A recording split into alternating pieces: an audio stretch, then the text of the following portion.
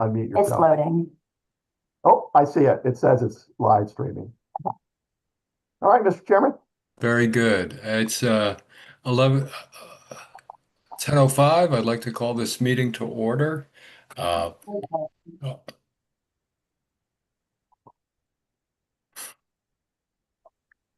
so, is it necessary for us to go around and introduce ourselves? That's a question.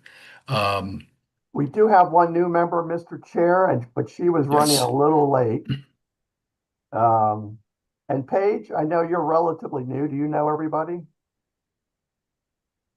Okay. Okay. Yes, Maybe, Mr. Chair, when I, Alice arrives, we can do introductions at that point. I spoke with Alice yesterday. Oh, okay. And very interesting. The reason why she's late is she's being TV interviewed as a Woman of the Year for agriculture farmers for the United Nations. She's one of 6 recipients of the award in the United States. She hails from Cecil County. So I think that's a very valid excuse. She'll be recognized by the United Nations. Wow. Yeah.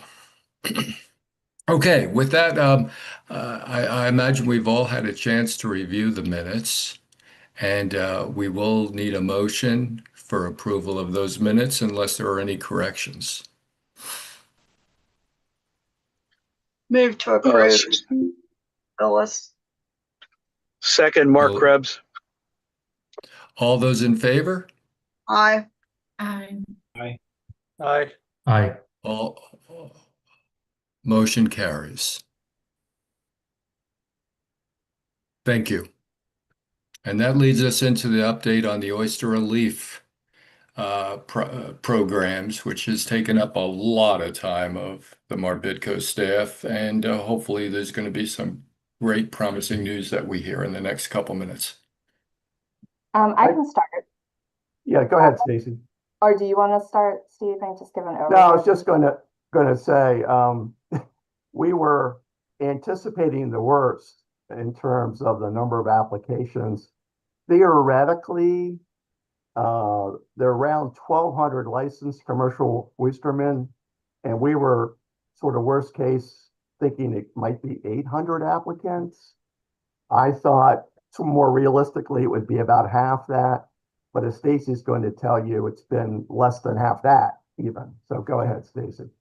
Okay, so we opened the Commercial Oyster Harvester Disaster Relief Loan Program. We announced it on May 18th. We had asked, sort of like the deadline was June 12th. And then by June 18th, we put on our website, based on the number of people that applied by June 12th, what the loan amount was going to be. And we were able to offer a loan of $10,000, which was the maximum that we had determined we would offer.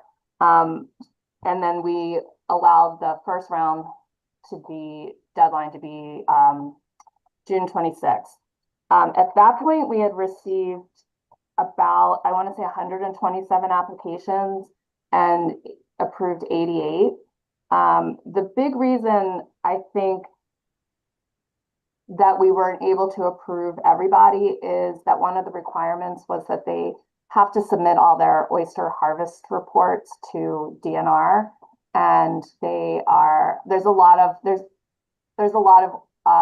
commercial oyster harvesters that are delinquent on their reporting. So there's 1,077 watermen, and out of that universe, only 460 would have been eligible to apply for our program. So we decided to open it up for a second round. Same terms, same requirements, except the only difference was if you got your reports in by July 10th, that we were going to allow you to qualify. We had not a lot, but we had a handful of applicants that just missed that May 15th deadline. And we felt like extending that by 6 weeks would be fair. And we talked with DNR throughout this and they agreed. And so we opened it up for a second round on July 13th. We're closing it August 7th. We're now up to 151 applications, and we've approved 114. So about 32% of the eligible watermen applied for the loan, and we've been able to help about 25% of them. So 75% of the applicants to us have been approved, and 25% of that universe of eligible watermen have received loans or are in the process of receiving loans. Yeah. And then should I go on with the aquaculture, or do you want me to stop? Let's pause there, and let me also say we have received, as of a week ago, the $2 million that the General Assembly appropriated to us for the new Maryland Seafood Industry Financial Assistance Fund, under which the disaster relief loan programs are being offered. As you may recall from the last meeting, our plan was to let the commercial oystermen go first, and then we would take up the oyster farmers second. And so that's where we are, and Stacy's about to talk about the oyster farmer loans, which have just been announced. But I want to take questions on the first program, if there are any. My assumption is that there will not be a third round. Are we stopping at 2 rounds here? Well, we haven't discussed that in any detail. We're going to be now taking the oyster farmer loans for the rest of the month. Why don't we, Stacy, go ahead and talk about that, and then we can Okay. take it up. So on August 3rd, so the beginning of just yesterday, we opened the program up to the oyster farmers. You remember at the last board meeting, Matt Parker talked about how they were also impacted. So we wanted to make sure that we were helping them. We definitely got phone calls from the shellfish leaseholders, you know, asking about if this was going to be available to them as well. So we opened it up August 3rd. It's going to run until August 31st. It's going to be the same terms, so 0 interest, no collateral. Repayment begins February 1st. Quarterly payments over 10 quarters, with the last 2 quarters forgiven if they pay on time or early. They have to be a Maryland resident, hold an active shellfish aquaculture lease, and they have to be, their lease has to be in good standing with DNR, which means they have to have all their reports submitted. So DNR, just like the oyster harvesters, DNR is going to basically be confirming if they're eligible for the loan. And they can't have previously received a loan as a harvester, so they can't double dip, so to speak. Okay. And we sent you a flyer about announcing that program. And we have received like 5 applications so far, 5 or 6 on the first day. So And what is DNR the eligible pool? It's around 200, Stacy? I'm not sure off the top of my head. I don't know that. But DNR did send our application and our informational flyer out to all of the leaseholders. Okay. That have email, that get stuff by email. And many of these folks have been MARBIDCO borrowers under the Shellfish Aquaculture Program. Maybe 25 or 30% of them. So, you know, I think the oyster farmers are perhaps more used to taking out loans and dealing with financings than the commercial watermen are. So I'm expecting the take rate's going to be higher with the oyster farmers, but who knows? So what happens to the excess funds? Oh, well, at this point, I don't think there's going to be excess funds per se. We've been appropriated 2 million. Stacy, 114 plus 7, is that what? So we'll hit 200, and so we'll consume the 2 million. And if you recall from the last meeting, we had a plan to backfill. In fact, the General Assembly approved temporarily backfilling from our Waterman's microloan program and our oyster shucking house loan program. We also have the Maryland Shellfish Aquaculture Financing Fund. So all those programs have funds that we can temporarily borrow, shift over to make these loans, and then repay those funds once those loans get repaid. So I fully expect that we'll consume the $2 million with these disaster relief loans. But if not, the money stays in the Maryland Seafood Industry Financial Assistance Fund, if there is any money left over. And this board controls how those funds are spent. So. Okay.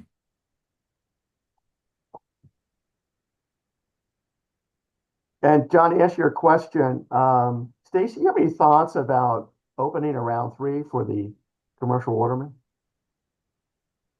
I mean, I really don't think, unless we drop the reporting requirement, that we're gonna, I mean, Okay. you know, everyone that was eligible has now had from May 18th Sure. until August 7th to apply.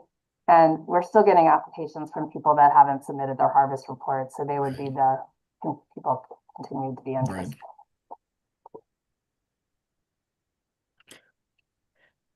And I will Yeah. say DNR has been very cooperative. We appreciate, they're working with us, and Good. so it's been a good relationship. With my question, I wasn't suggesting a third round. Maybe it just came off that way. I mean, certainly we want to help everybody that needs help, that qualifies. Mm-hmm. And, being in compliance with the DNR regulations and the law is a good baseline for providing state financial support to these folks. So. Very good. All right. Shall we move on, Mr. Chairman? Yes, please.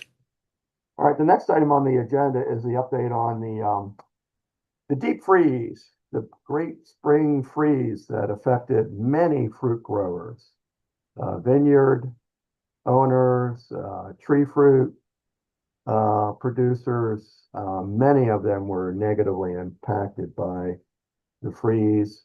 I provided you a directive from Governor Moore sent to the Department of Ag and the Maryland Department of Environment, suggesting that those agencies take certain actions. In the declaration, it does mention MARBIDCO, and that we provide appropriate assistance if we can. And so USDA has declared, have provided a disaster declaration that the state requested. So in response to that, I sent you all a memo, and Tina, if you want to maybe put up the first page of that, we're suggesting tweaking 2 of our loan programs to assist people that were impacted by the deep freeze. We're proposing to amend the agribusiness equipment and working capital loan program, as well as the Maryland Vineyard Hop Yard and Orchard Planting program, to provide assistance to those folks that have been impacted. And we provided the details of, where all, what counties are impacted and all that sort of thing. So for the agribusiness equipment program, we're suggesting that for applicants who are not partnering with a public sector lender, that the interest rate for those people who were impacted be reduced from 4.75% to 2.5%. And I'm sorry, the current working capital interest rate is 6.75%, and we're suggesting a rate reduction to 4.75%, so 200 basis points. And then similarly for the those with I'm sorry, I'm misreading that. Without a partner public sector lender, 6.75% to 3.5%. And for those with a public sector lender, 4 3/4 to 2.5%.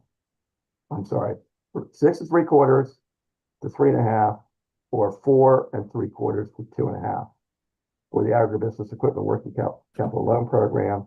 And then for the Maryland Vineyard, Hopyard, and Orchard Planning Loan Fund, we're recommending approximately a 300 basis point reduction from 5% to 2% under option 1, which features adjustable P&I payments. And then for those selecting option 2, actually be 325 basis point reduction from 6 1/4 to 3%. And that's a straight loan. So providing relief, cutting the interest rates approximately in half for folks that were impacted. We also, at the request of MBA, some of the vineyard owners were worried about having to get a bank turnout or bank referral. I think for this purpose, we can waive that. They're going to have to be proving that they were affected by the freeze. And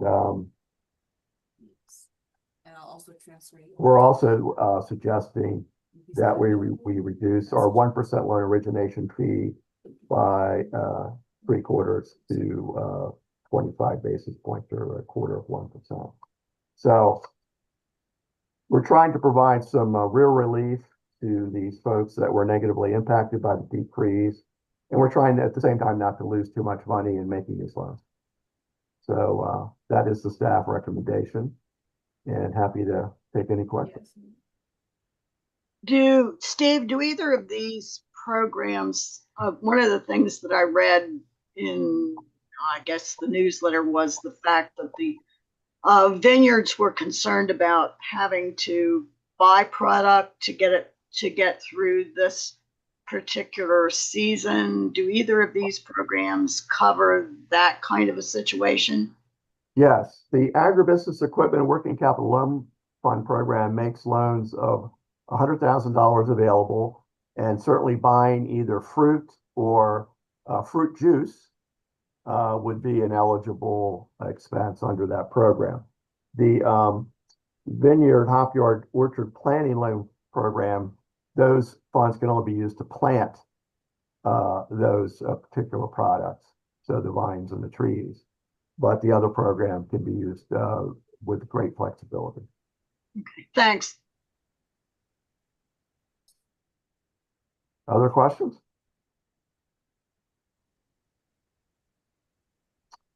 Everybody good? Anybody want to make a motion?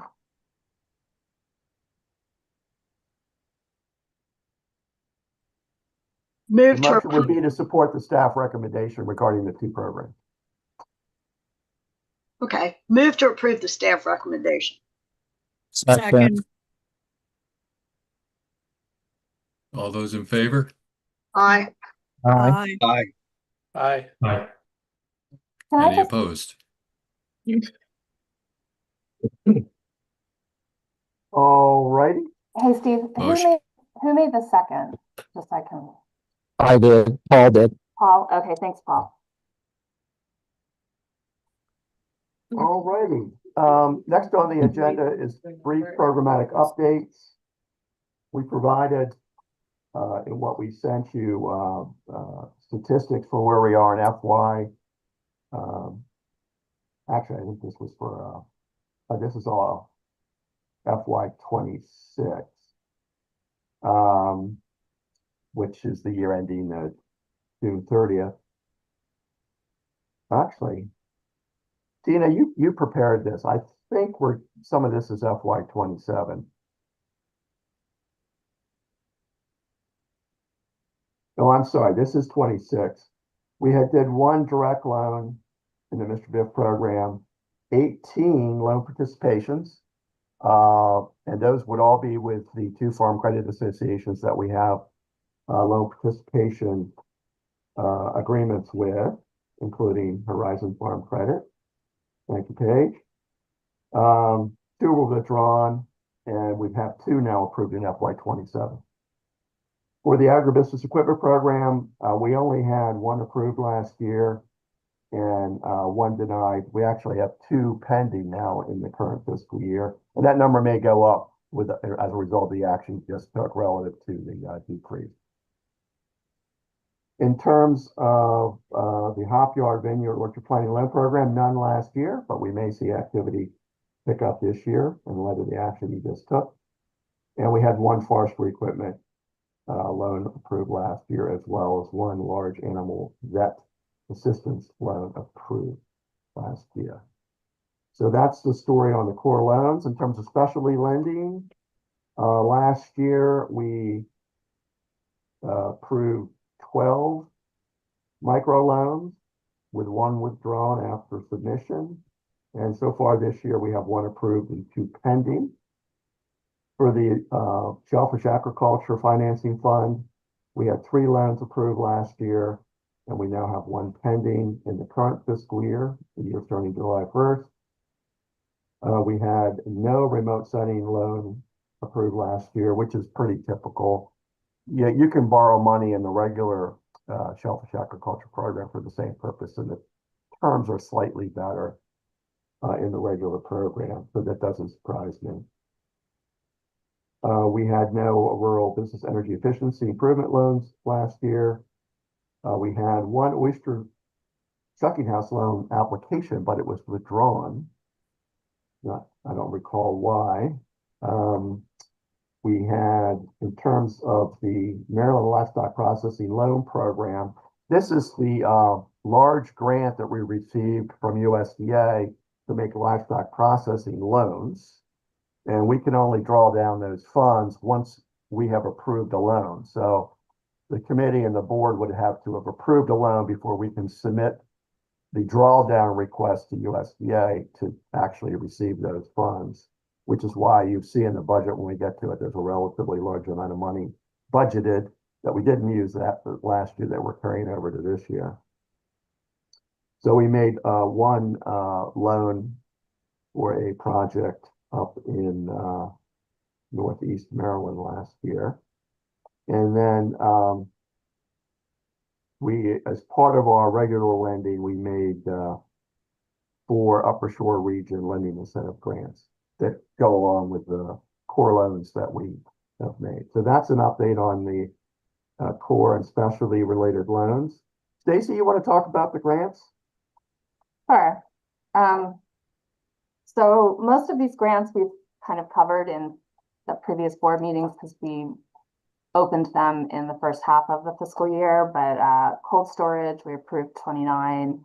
The wood products, if you remember, we decided to do one large project, so we approved one grant for that for $125,000. Livestock processing grant, we approved 4. We did receive $200,000 in the budget, so we will be able to open that grant program again in the fall. The local government cost share grant that runs continuously through the fiscal year, we approved 18. A lot of those are in Montgomery County. I think we did one in Carroll, maybe one in Wycomico, but most are Montgomery. The Future Harvest Beginner Farmer Graduate Grants. This is the program we run usually at the beginning of the calendar year. We try to coincide it with the Future Harvest Conference so that we can promote it there. And we approved 10. It's a $1,000 grant for the first time you apply, if you graduated from their level 2 or level 3 training. And then we follow on, you can apply for $750 the second year and $500 the third year if you applied that first time.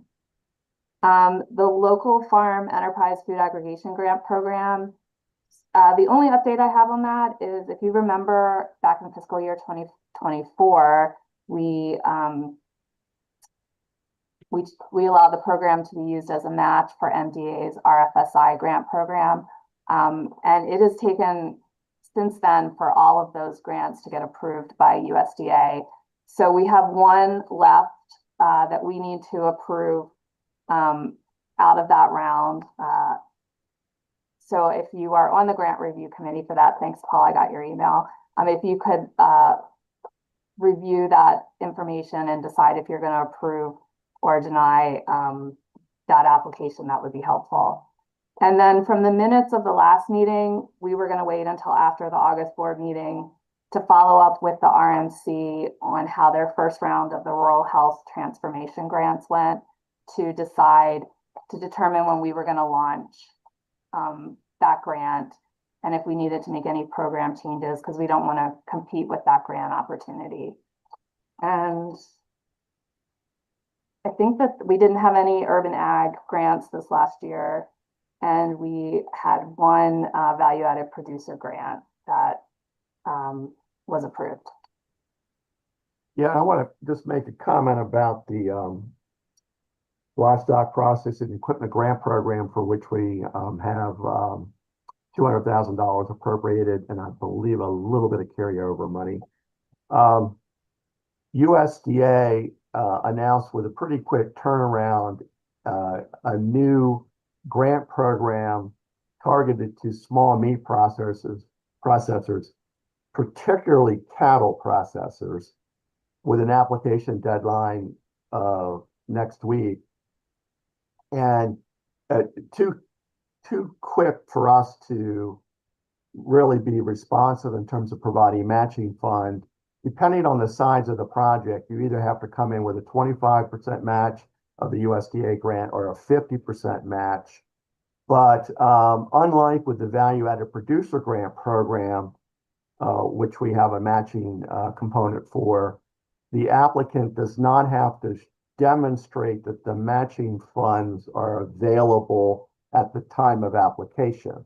So with the meat processing grant, the new grant from USDA, the awards will be made in mid-October, and at that time they have to demonstrate that they have the match. So our suggestion is we're going to reopen the livestock processing grant program in September, which was kind of our original plan, and we can tailor that to make sure that the applicants for the USDA meat processing grant money would be eligible to use that money as a match, and we would work that into the call. So it would be similar kinds of dollar amounts, but we would be sure to make reference to the new USDA grant opportunity for providing those matching funds, if that makes sense. So that's what we plan to do with that program. Again, the dollar amounts would remain the same: $50,000 for USDA inspected facilities and $20,000 for other kinds of processing. And then the other thing I wanted to mention, because we have it in the budget, we have budgeted some funds for the Maryland Producer Cold Storage Equipment Grant Program. Because of the large amount of federal dollars going into cold storage right now, both from Charlotte and the Rural Maryland Council's program, as well as from MDA's cold storage program as part of the Rural Health Initiative, we do not see the need to launch yet another cold storage program this fall. So if we do offer it, we would offer it later in the spring as the weather is getting warmer. So that would be our plan for that program. It's a little less than $50,000 total, $2,000 grant in that program. So happy to take any questions about grants. Hearing none, Mr. Chairman, let's move over to the next generation programs. And I think we have Allison on board. Yeah. Just going off what was provided, with the Next Gen program, we approved 4 applications in FY26, and then 3 in the small acreage Next Gen program in FY26. We currently do have 3 that are pending closing. And we have, I think we at least have 1 in the hopper for FY 2027, and then another one that we are currently underwriting. And if you have any questions, I'm happy to answer that. So the 3 that are pending, Allison, they will go under FY 26? Correct. Once approved? Okay. Okay. Well, yeah, so they are approved. The 3 that are pending closing, we've already allocated that funding. We're just preparing for closing, essentially. Okay. All right. Yep. Once loans, grants, and next gen projects are approved, we encumber those monies. Mhm. All right. Any questions about any of the programs? Well, with that, we have to formally accept the grant loan and next generation program requests. That's right. And, That's the project acceptance report. Right. So I Tina, do you want to guess, post that briefly? Sure. And what this is, to remind everyone, this is the list of all the projects that have been approved by the various committees or by you all by electronic means since the last board meeting. So you can see here the list. And I believe there are 101 approved projects. And a good number of them are oyster harvester relief loans. So, Mr. Chairman, I think we need a motion. yes, I'd like to make a motion that we approve the requests. Mr. Chair, probably another member should do the motion making. Sure. We need a motion, please. That's a good idea. That's a very good idea. Hey, So moved. Steve Conley, I'd No. like to move. Okay. Go ahead, Steve. John just said. So Mark Steve Conley Krebs can moves. second. Second? Mark Krebs. Okay. Any comments or questions? Okay, call for the motion. All those in favor? Aye. Aye. Aye. Opposed? Motion carries.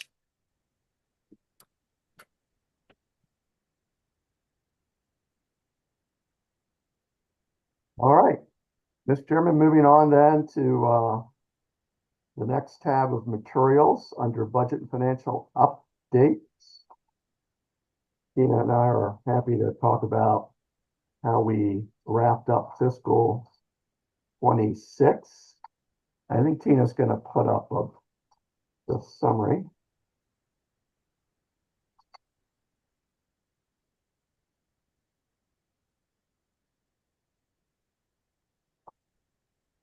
All right, so in terms of income, reverted and carryover project funds, you can see what was budgeted and what the actual is. So we're at 102%. Loan principal repayment for core type programs came in better than projected, which is typically the case because we typically budget what is booked at the beginning of the fiscal year. And of course, things happen during the year, including this past year, a relatively large amount of early loan payoffs. And we'll see that in a document in a minute. So very healthy loan repayments this past year. With the specialty loans, we didn't quite make budget. And I'm not sure that we know exactly what happened there, but we didn't quite hit the number with principal repayments. And similarly with interest income from loans. Now, we understand part of what happened there. We budgeted 2 million and we ended up with a little under 1.9 million. With all those early loan repayments, they're not paying interest anymore. So that explains a good bit of that particular number. In terms of program income, we exceeded expectations there at 141%. Next generation program repayments. This is the takeout figure from the original easement option purchases program that Allison briefly covered a minute ago. This is really a great sign that people are able to get offers from either MAP, Rural Legacy, or a county program to take out our option purchase, which means we're getting paid back plus 3% for our admin costs. Allison, I asked you the question the other day about the percentage. I'm trying to recall what you told me about the number of takeouts. Yeah, so it was hard to kind of calculate the percentage that you were kind of looking for, but I did do some analysis on like a 5-year average, and our repayments on the past 5 years are averaging about 4 repayment projects, and then it's about 1.4 million in repayments Okay. is what So- we're averaging. And then in comparison, we probably do about six projects a year. And just to refresh everyone's memory, for those that were around in 2018, we were kind of anticipating that half of the original next-gen easement option purchase projects that we funded would eventually get taken out by Mount for rural legacy or a county program. So I think we're on track to exceed that, Allison. Would you concur with that? Yeah, we definitely are well above that 50% expectation. So yeah. So good news there. We have, and those funds again revolve in that program. So we have funds to continue making both the original next gen project purchases as well as the small acreage next gen program purchases. Other income, that's principally CD income, came in very well again this year at 185%. And then in terms of targeted state and federal grants, the big dollars there are with the USDA MPILP grant program for livestock processing loans. And we also last year received $300,000 from the state for 2 programs, the livestock processing grant program, as well as the wood products grant program. And so because I'm trying to remember the amount of that MPILP loan, it was less than 300,000. So 245, say again? 245. 245. So the rest of that is either livestock processing, WIPI, or there's a small amount of equity incentive grant funding from SMATIC in that number as well. So pretty good year on the income side. And then if you look at operating income, we met our target there. Because we're now self-sustaining, we want to track this pretty carefully so that we know we have enough money to pay our expenses and continue to meet the needs of our borrowers. And you can see there that we came in about $150,000 over what we budgeted. So pretty good news on the income side. In terms of expenditures, Tina will scroll down a little bit. In terms of the operating expenditures, you can see we came in at 96% of what we had budgeted. Basically, everything was on target or pretty close. In terms of programmatic expenditures for core loans, we had budgeted just under 9 million. We ended up at 6.7 or 75%. I had kind of thought that we might see it towards the end of the year, more requests to assist with poultry house construction, given the situation where new house construction had been basically prohibited because of a regulatory challenge by MDE and CAFO permits. But we may see a pickup in that area going forward, but we didn't see a big uptick in poultry house construction lending that we were anticipating at the end of the last fiscal year. But we're pretty steady with farm purchases and whatnot. So a pretty decent year there. You'll see that in a minute in another handout. In terms of specialty loans, again, 27% overall, and livestock processing, of course, was a big part of that. Or not in the case, because we budgeted for that MPILP USDA grant funds. In terms of grant programs, about 50% there. And in terms of grant programs that we fund from our core funds, we typically budget between 230 and 280 for MARBIDCO grants, and we came in at 70% there. That includes the cold storage grants and the county cost share grants and the USDA value added producer grants.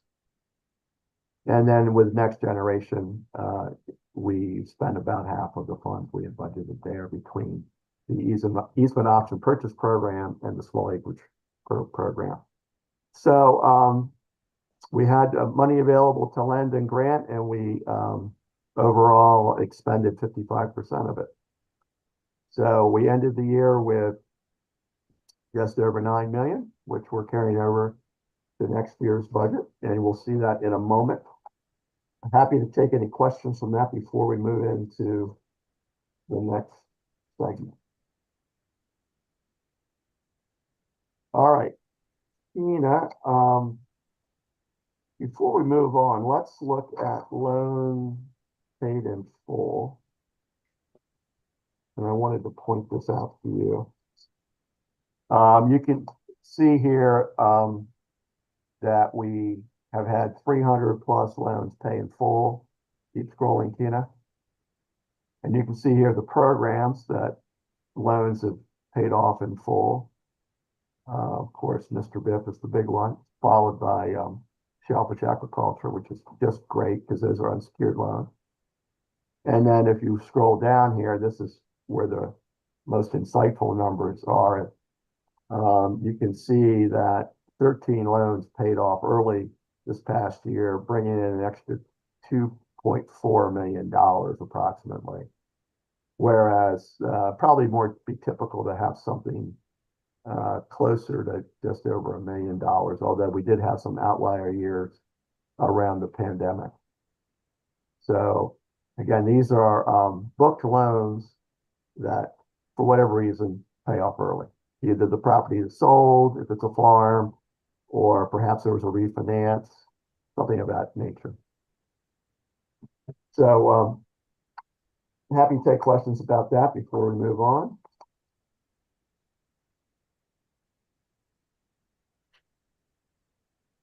And now I'd like to talk about a look at fiscal year activity by category.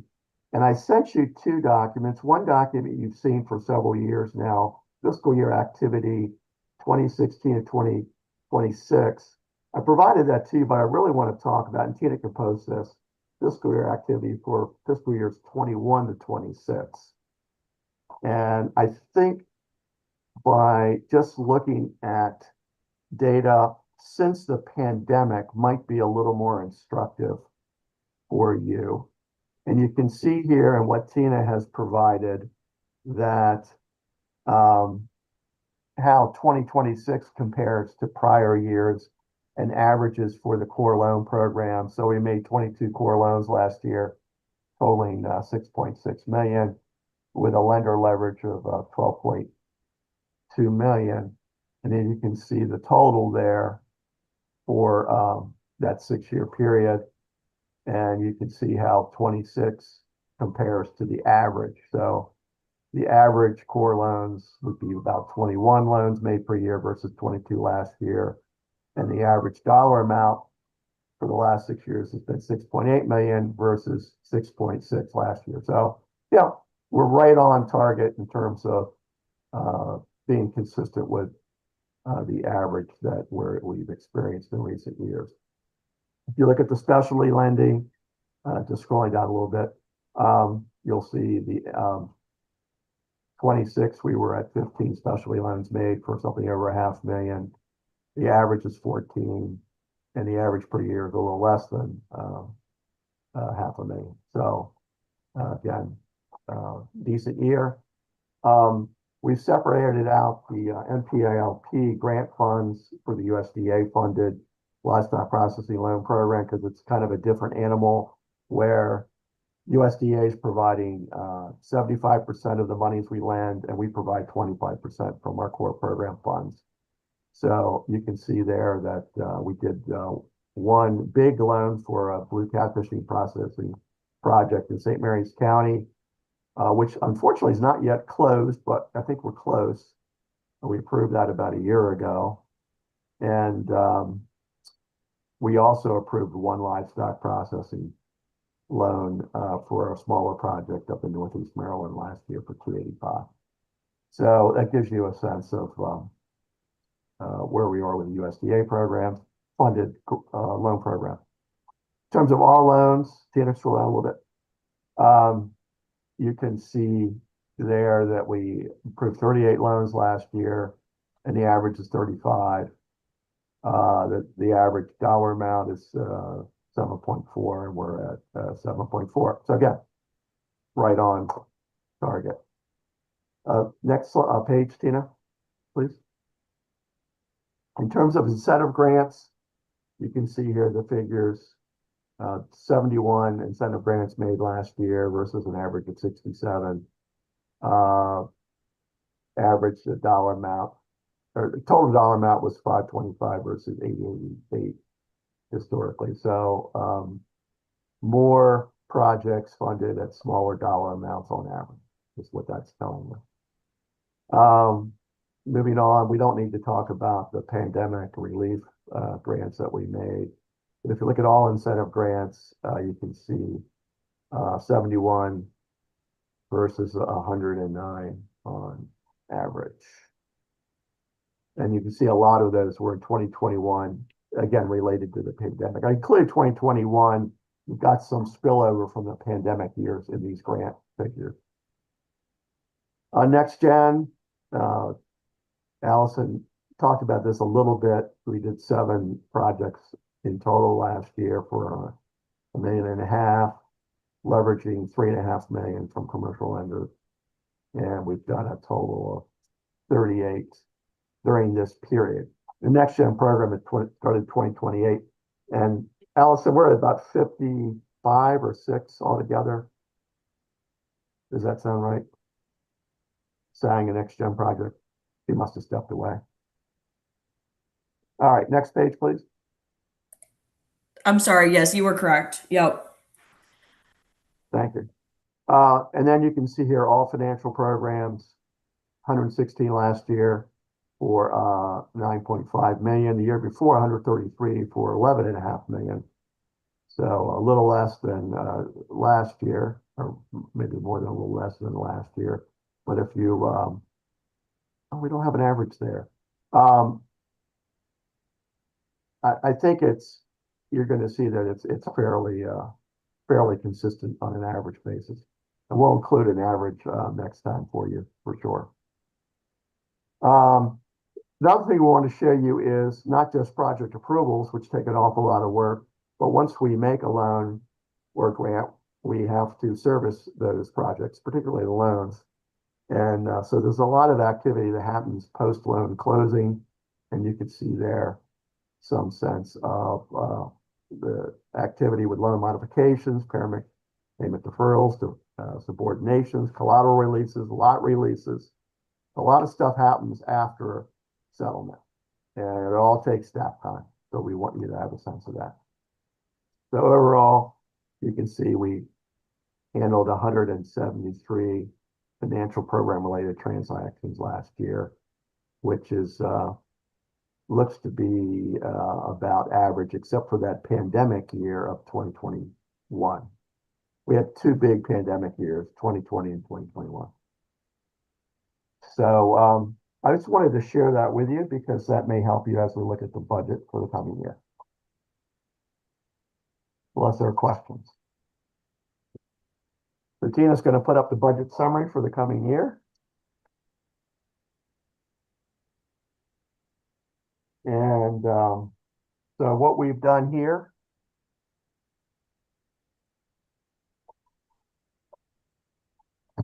is, we're carrying over the reverted funds from last year, carryover funds. And we are projecting out in terms of what we have booked for core loans. These are collateralized loans as well as the specialty loans, which are the restricted loans. You can see here what we're budgeting and how it compares to last year. So 9 million carryover, 3.5 principal repayment, 633,000 specialty loan repayment. Interest income from loans is a little less than what we budgeted, but a little more than what we actually took in. So that is that figure. Program income, we're actually projecting a little less CD income. In terms of next gen program repayments, we're budgeting 300,000 because we think that's pretty certain to happen, but other takeouts may happen during the year. Although I will note that because of the $100 million 4-year reduction to MALP's program open space funds, it's possible that some of our next gen easement option holders might not get a offer from MALP, but there's no way to really calculate or project what that would mean because there's too many variables involved with that. But so we're budgeting 300,000 for that takeout number for the next gen easement option program. Other income, we're budgeting at 634,000, which is less than last year, but more than the year before in terms of the budget. And then the targeted federal and state and regional grants, that includes USDA MPLP grant funds, the $200,000 state appropriation, and $100,000 from SMATIC for the lending incentive grants. We think we're going to get another $100,000 from SMATIC again this year.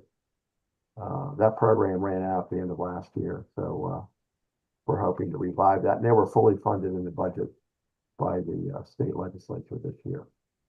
So in terms of operating income, you can see we're projecting 2.75 million, which is very close to what we took in last year. So that's the income. In terms of expenditures, we're including funds, as you might expect, for all of our office operations, personnel. I did put a little extra money in there because you all think you might have some sort of transition period with the new exec director being appointed. So I included a little extra money for that. Contractual services, legal auditing, all that is budgeted, as you can see. Transaction expenses, you can see what we're budgeting there in terms of travel, outreach, promotion, all that. Budgeted the same amount from last year, and we actually spent a little less last year in that category. And then miscellaneous, just less, a little less than what we budgeted last year. So that's off operational expenditure budget numbers. In terms of programmatic expenditures by category, we're budgeting a little less for core loans. Again,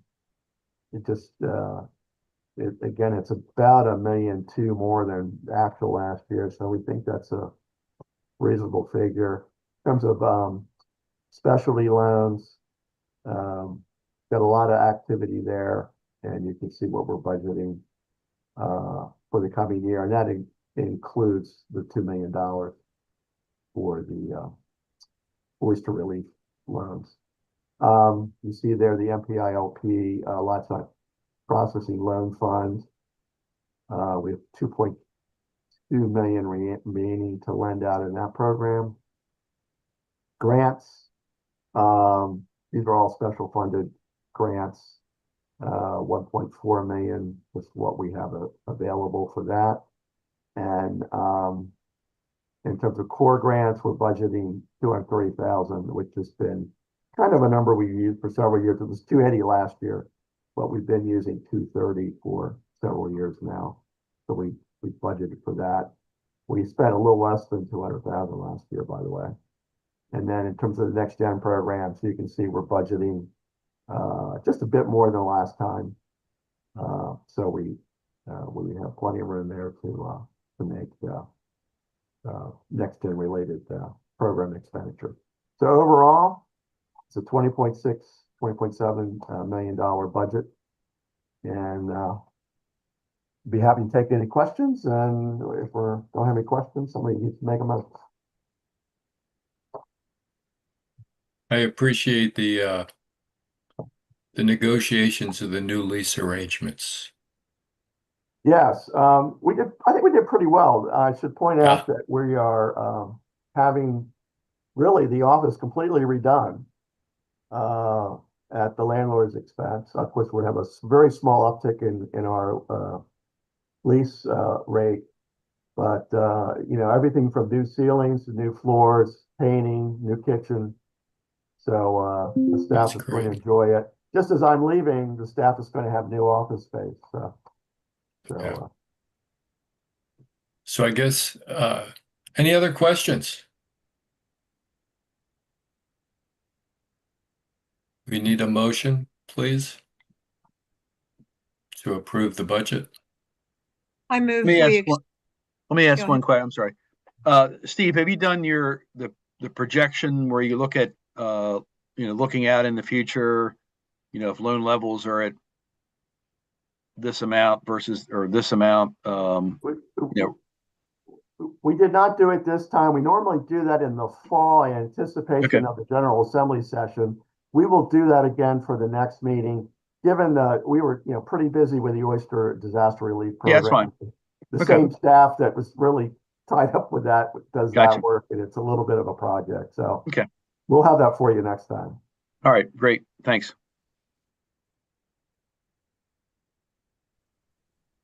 Any other questions?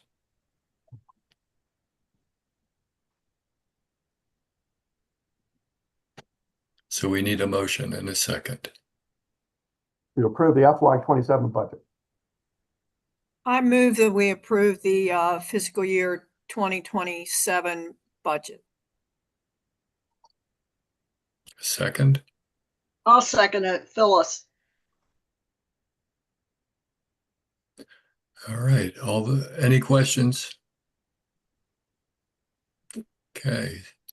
All And in Mr. favor? Chairman, yeah, the only other Yes. thing I'm sorry, Chuck. What? Aye. Aye. Aye. Aye. Aye. Those opposed? Sorry, Steve. No, I was jumping ahead. I just wanted to point out that in terms of the current loan loss reserve, we're at 2.49%, which is, around where we've been. And the average interest rate is at 4.59%, which is about as high as it's ever been. So that's a real healthy number for us. The board has set a target of a 4% average portfolio-wide interest rate, which helps us make sure we have enough operating income. So just wanted to make note of that. Thank you. And Mr. Chairman, I guess we can move on then to miscellaneous updates. The only thing I really wanted to comment on is in terms of the oyster market situation and the economic challenges facing the oyster industry. The Maryland Department of Agriculture was appropriated an extra $300,000 in its seafood marketing budget for oyster marketing. And there's a special task force that's been formed to study how to better market oysters, both the wild caught and farm raised oysters. And I have been a member of that study group that is looking at making recommendations to the department and to the General Assembly about how to, better market oysters. So, and they met last night for their second meeting. So I just wanted to note that. And I really don't have anything else to comment on at this time. which takes us, Mr. Chairman, to brief agency updates, if there are any. So this is the point on the agenda, Mr. Chairman, where our agency representatives could talk about anything that they want to let you all know about. Very good. I think Charlotte might have had to step away. We're interested to hear about her rural health programming, Yeah. but I think she had to step away. Steve, is there Okay. anything, Connolly, if you're available, is there anything you'd like to comment on? I wasn't ready for the comment, Steve. Caught me off guard. No worries. Joe, anything from your end at Commerce? I have no updates for the group this meeting. Thank you. Okay. And I don't see That's Jenny, so I think that's everybody. it. All right. All right. So We're Our now next- up to other items, announcements from anybody?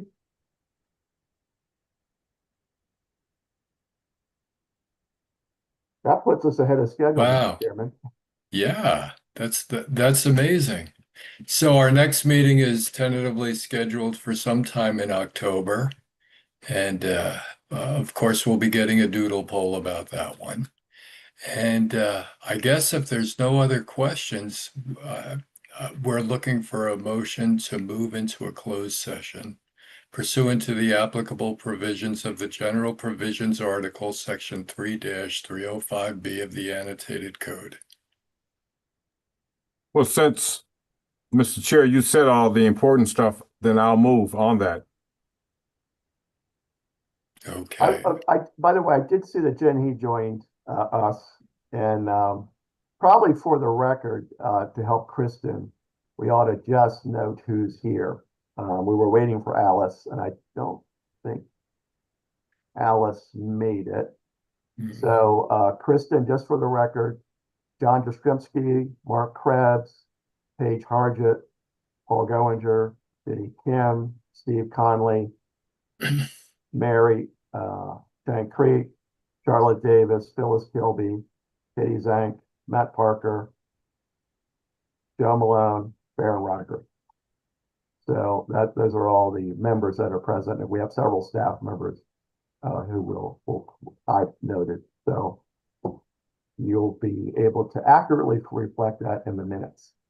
And back to you, Okay. Mr. Chairman, for the motion. Thank you, Steve. So AC, would you declare that again, please?